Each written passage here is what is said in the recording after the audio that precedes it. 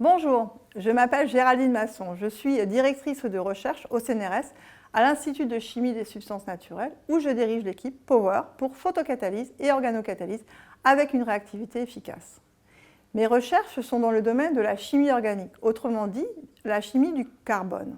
Associé à l'hydrogène, à l'oxygène, à l'azote ou à d'autres atomes, ce dernier se sert de briques de base pour construire une infinité de molécules que l'on retrouve dans le vivant, comme l'ADN, les protéines ou les sucres, mais aussi dans notre quotidien, dans les médicaments, les arômes, les colorants et bien d'autres. Toute l'art de la chimie organique consiste à imaginer, à réinventer comment assembler les atomes pour construire la molécule souhaitée de manière efficace, rapide et sans gaspiller de ressources. Mais concrètement, comment fabrique-t-on une molécule? Pour cela, on assemble de petites briques moléculaires appelées réactifs. Pour se lier entre elles, on fournit de l'énergie, souvent sous forme de chaleur. Mais attention, un chauffage trop intense peut coûter cher, manquer d'efficacité et même dégrader les réactifs en générant des déchets. C'est dans ce contexte que s'inscrivent mes travaux. Concevoir de nouvelles façons de connecter les réactifs pour les fabriquer des molécules de manière plus respectueuse de l'environnement. Donc pour y parvenir, nous utilisons la catalyse, un outil très puissant. Il s'agit de faire intervenir un catalyseur, un agent qui active les réactifs, facilite leur rencontre et leur liaison.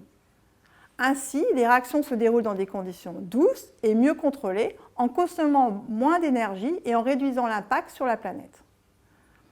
Pour illustrer comment nous mettons en œuvre ces transformations, nous employons principalement deux approches catalytiques complémentaires.